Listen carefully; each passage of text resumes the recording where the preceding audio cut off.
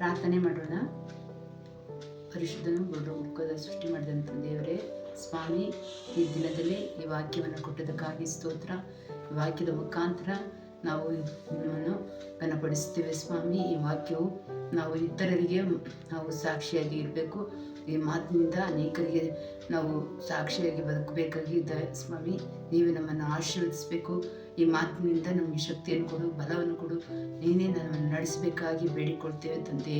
ಆಮೇಲೆ ಯೇಸು ನಾಮ ಅತಿಶಯ ನಾಮ, ಪಾಪಿಗೆ ಇಂಪದ ನಾಮ. ಹಲ್ಲೆಲೂಯಾ. ಯೇಸು ನಾಮ ಅತಿಶಯ ನಾಮ, ಪಾಪಿಗೆ ಇಂಪದ ನಾಮ. ಎಲ್ಲ ನಾಮದಲ್ಲಿ ಮೇಲಾದ ನಾಮ ಯೇಸುವಿನ ದಿವ್ಯ ನಾಮ.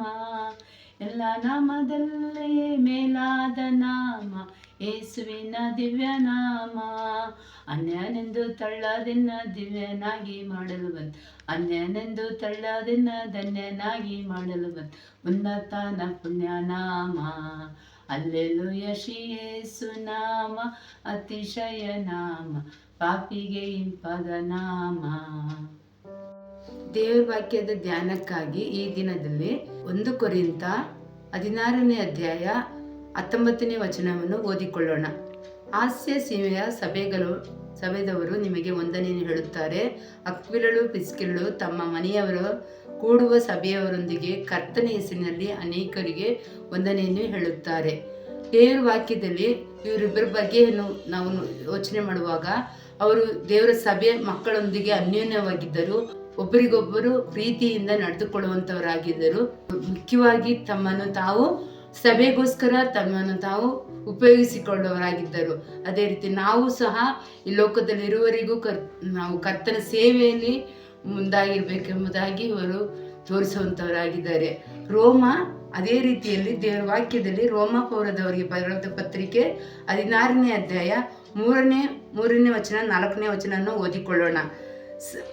ಕ್ರಿಸ್ತ ಯೇಸುವಿನ ಸಭೆಯಲ್ಲಿ ನನ್ನ ಜೊತೆಯಲ್ಲಿ ಕೆಲಸದವರಾದ ಅಕ್ವಿಲಳು ಪ್ರಿಸ್ಕಿಲಳು ನನ್ನ ವಂದನೆಯನ್ನು ಹೇಳುವರಿ. ಅವರು ನನ್ನ ಪ್ರಾಣದ ಸಂರಕ್ಷಣೆಗಾಗಿ ತಮ್ಮ ಪ್ರಾಣಗಳನ್ನು ಅಪಾಯಕ್ಕೆ ಗುರಿ ಮಾಡಿಕೊಂಡರು. ಮಾತ್ರವಲ್ಲದೆ ಅನ್ಯ ಸಭೆಯದವರಿಗೆ ಅವರೆಲ್ಲರೂ ಅವರ ಉಪಕಾರವನ್ನು ಸ್ಮರಿಸ್ತಾರೆ. ಯಾಕಂದರೆ ಈ ಒಂದು ವಾಕ್ಯದಲ್ಲಿ ನೋಡುವುದಾದರೆ, ನಾವು ಈ ಅಕ್ವಿಲಳ ಬಗ್ಗೆ ಪ್ರಿಸ್ಕಿಲಳ ಬಗ್ಗೆ ನೋಡುವುದಾದರೆ, ಅವರು ಒಳ್ಳೆ ಸೇವಕರಾಗಿರ್ತಾರೆ. ತಮ್ಮ ಜೀವಿತದಲ್ಲಿ ದೇವರಿಗೋಸ್ಕರ ತಮ್ಮ ಜೀವಿತವನ್ನೇ ಅರ್ಪಣೆ ಮಾಡಿಕೊಂಡು ನೆರವೇರಿಸುವಂಥವರಾಗಿದ್ದಾರೆ. ನಾವು ಅದೇ ರೀತಿ ನಮ್ಮ ಎಲ್ಲ ಕೆಲಸ ಕಾರ್ಯದಲ್ಲಿಯೂ ಪ್ರಾಮುಖ್ಯತೆಯನ್ನು ಕೊಡುವವರಾಗಿದ್ದೇವೆ. ಆದರೆ ನಾವು ದೇವರಿಗೋಸ್ಕರ ಸಮಯವನ್ನು ಕೊಡುವುದಾದರೆ ಆತನು ನಮ್ಮನ್ನು ಉನ್ನತವಾದ ಸ್ಥಿತಿಗೆ ನಮ್ಮನ್ನು ತರುವಾತನಾಗಿದ್ದಾನೆ. ಮೊದಲು ದೇವರ ರಾಜ್ಯಕ್ಕಾಗಿ ನೀತಿಗಾಗಿ ತವಕ ಪಡಿರಿ, ಎಲ್ಲವೂ ದೇವರಿಗಾಗಿ ನಡೆಸಲ್ಪಡುವುದೆಂಬುದಾಗಿ ದೇವರ ವಾಕ್ಯ ತಿಳಿಸ್ತದೆ. ಅದೇ ರೀತಿ ಈ ದಿನ ಧ್ಯಾನಕ್ಕಾಗಿ ಇವರ ಜೀವಿತದಿಂದ ನಾವು ಕಲಿಯುವ ಪಾಠವೇನೆಂದರೆ, ಮೊದಲಾದದ್ದು ದೇವರ ರಾಜ್ಯಕ್ಕಾಗಿ ದುಡಿಬೇಕು. ಕರ್ತನಿಗೋಸ್ಕರ ನಮ್ಮ ಜೀವಿತವನ್ನು ನಾವು ಕೊಡುವವರಾಗಿರ್ಬೇಕು.